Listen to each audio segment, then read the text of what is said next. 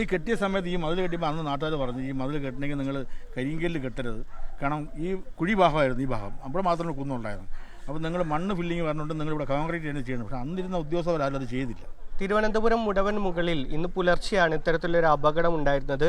Water അതോറിറ്റിയുടെ സ്ഥലമാണ്, water അതോറിറ്റിയുടെ മതിലാണ് രണ്ട് വീടുകൾക്ക് മുകളിലേക്ക് വീണത്. മണ്ണും കല്ലും ഒക്കെ വീണതായിട്ട് നമുക്ക് കാണാം.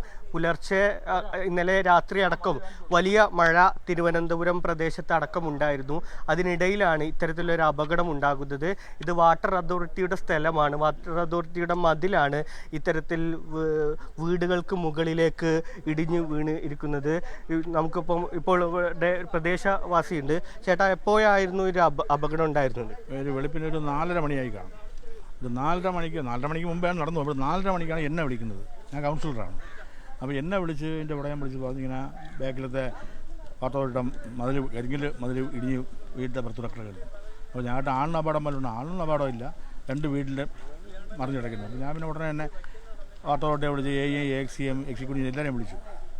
പക്ഷേ അവരുടെ ഭാഗത്ത് നല്ലൊരു പ്രതികരണം ഉണ്ടായത്. അവർ ഉടനെ തന്നെ 8 മണിക്ക് എന്നെ ഇവിടെ എത്തി ഇതെല്ലാം നോക്കിയിട്ട് അവർ ജോലിക്കാരെയും കൊണ്ടുവരാം. അങ്ങനെ ജോലിക്കാരെയും കൊണ്ടുവന്നപ്പോൾ ജോലിക്കാർക്ക് ഇത് പറ്റില്ല. അങ്ങനെ JCB ഇപ്പോൾ ഇവിടെ എത്തിയെന്ന് പറഞ്ഞിട്ട്. പക്ഷേ ഇത് 2005-ലാണ് ഇത് കെട്ടിയത്. ഈ വാട്ടർ ടാങ്ക് ഇവിടെ ഈ പ്രദേശത്ത് കുടിവെള്ളം ഇല്ലായിരുന്ന സമയത്ത് വാട്ടർ അതോറിറ്റി ഓഫീസ് പിക്കറ്റ് ചെയ്ത് സമരം ചെയ്തു. അങ്ങനെ ലാത്തി ചാർജും ഒക്കെ ഉണ്ടായി. കുറേ 6-7 പേര് ജയിലിൽ കിടന്നു. അതിന് ശേഷമാണ് ഈ കുടിവെള്ളത്തിന് ഈ ഒരു ശാശ്വത പരിഹാരം ആയത്. പക്ഷേ അന്ന് ഈ കെട്ടിയ സമയത്ത് ഈ മതിൽ കെട്ടിയപ്പോൾ അന്ന് നാട്ടുകാർ പറഞ്ഞു ഈ മതിൽ കെട്ടണമെങ്കിൽ നിങ്ങൾ കരിങ്കല്ല് കെട്ടരുത്, കാരണം ഈ കുഴി ഭാഗമായിരുന്നു ഈ ഭാഗം, അവിടെ മാത്രമേ കുന്നുണ്ടായിരുന്നു. അപ്പോൾ നിങ്ങൾ മണ്ണ് ഫില്ലിങ് പറഞ്ഞുകൊണ്ട് നിങ്ങളിവിടെ കോൺക്രീറ്റ് തന്നെ ചെയ്യണം. പക്ഷേ അന്നിരുന്ന ഉദ്യോഗസ്ഥരാരും അത് ചെയ്തില്ല.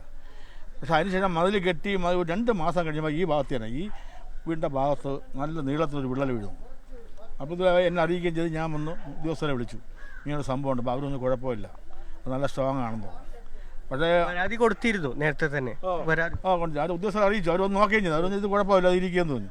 പക്ഷേ അതിനുശേഷം ആ വീട്ടുകാരുടെ ചെലവിലാണ് അവരൊരു 3-4 അടി പൊക്കത്തിൽ നീളത്തിൽ കോൺക്രീറ്റ് ചെയ്തു അടിയിൽ. അതുകൊണ്ടാണ് ഇത്രയും കാലം ഇത് ഇരുന്നത്. അപ്പോൾ ഇപ്പോൾ ഈ അടുത്ത കാലത്ത് ഈ ഡ്രെയിനേജിനെ കുറിച്ച് കുഴിച്ച സമയത്ത് കുറച്ചേ ഉള്ളൂ, 2-3 ലോഡ് മണ്ണ് കൊണ്ട് ഇവിടെ ഇട്ട്.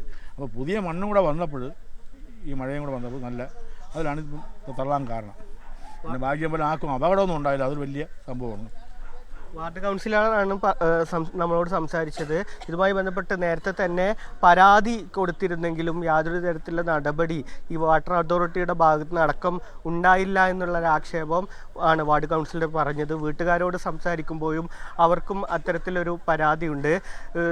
പുലർച്ചെ 4:30 സംഭവം. സ്വാഭാവികമായും ആളുകളൊക്കെ ഉറങ്ങിക്കിടക്കുന്ന സമയത്താണ് ഇത്തരത്തിൽ വീടിന് മുകളിലേക്ക് കല്ലും മണ്ണും ഇടിഞ്ഞു വീഴുന്നത് കണ്ടത്.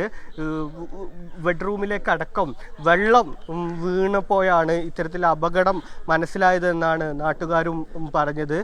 ഭാഗ്യത്തിന് വലിയ ആളപായമൊന്നും ഈ അപകടത്തിൻ്റെ ഭാഗമായിട്ട് ഉണ്ടായില്ല. അതിനപ്പുറത്തേക്ക് ഈ പ്രദേശവാസികളൊക്കെ വലിയ ഭീഷണിയിലാണ്.